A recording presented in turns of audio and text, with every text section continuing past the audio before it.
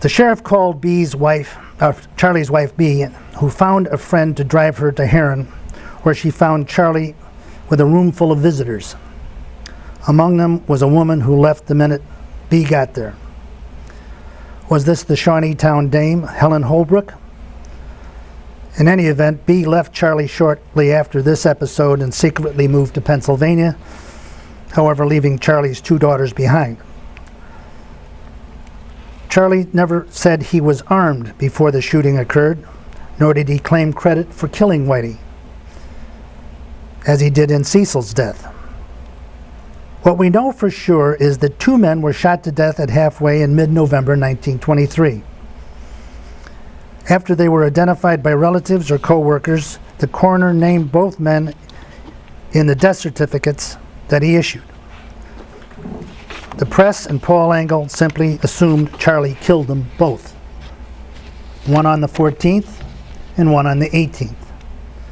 I'm sure I don't know, really, for sure, but I don't think either man was killed by Charlie. Hoghead Davis lit out for parts unknown when it was suggested that the Egan Rats might come to southern Illinois to avenge Whitey.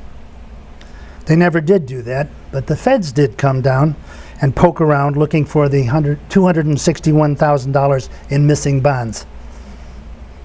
I don't know if they ever turned up, sorry about that, but I do know that one of the rats, a man by the name of Ray Renard, gave the feds a complete confession, and the rats were decimated a year later in a trial in Quincy, Illinois, when most of them were sent to Leavenworth for 25 years. The few Egan Rat survivors headed for healthier climates, such as Al Capone's Chicago. There, a few of them became what became called his American boys, who did odd jobs for him, such as rub out Frankie Yale in New York and the St. Valentine's Day Massacre in February 1929. But that's another Williamson County story. I'm open to questions. Where was the location today? How can we locate what happened? You know where Stotler Road is? Stotler Road? Yeah. One was on the west side of the road, south of Stotler Road, and the other was across the street, the southeast side. You can't see any remnant of them today.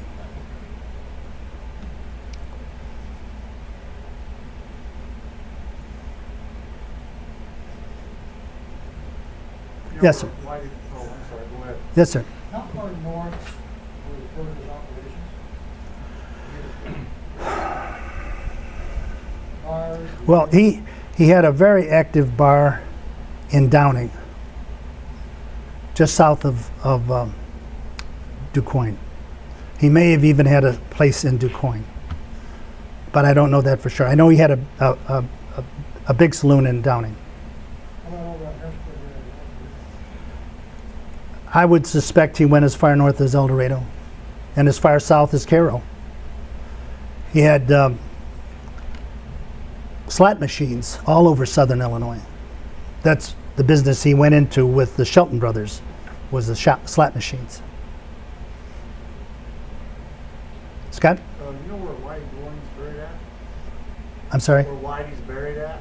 Whitey is buried in St. Louis.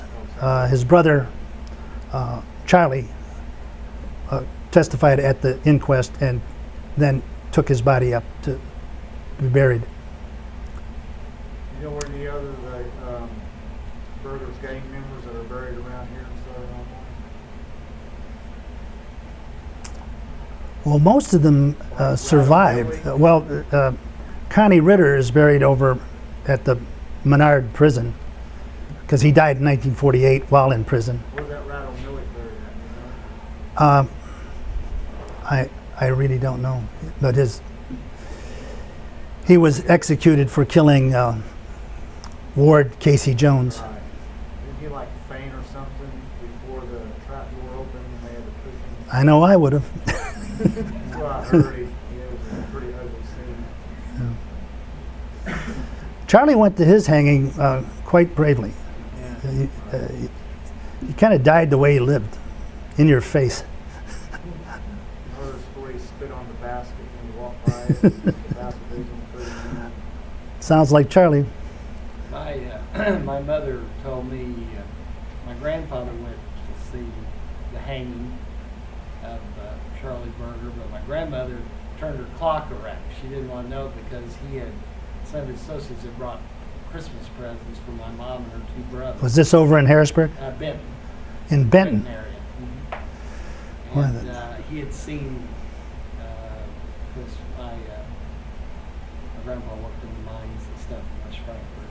I don't know exactly how it connects, but he made sure he was someone that, so my grandma didn't think he was that bad a guy. He'd get presents. Jerry DeNeal wrote a Knight of Another Sort because of that reputation that Charlie was certainly a bad person in the sense that he sold liquor and women and gambling, but that he had a big heart for those in need. And I think it's very well documented that he did provide food and coal to the poor frequently.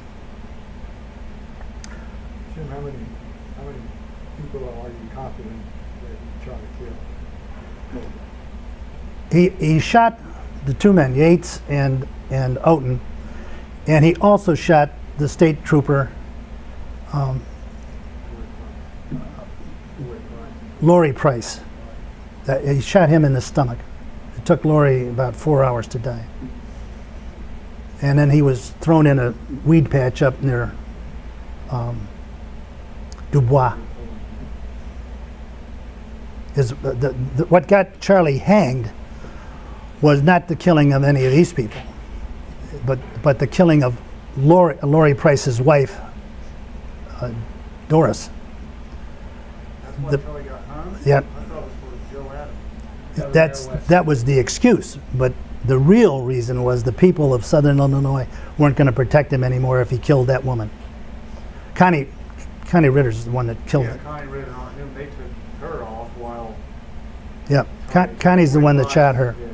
but he was an accessory, so they hanged him for that. They had a chance to hang him, so they hung him.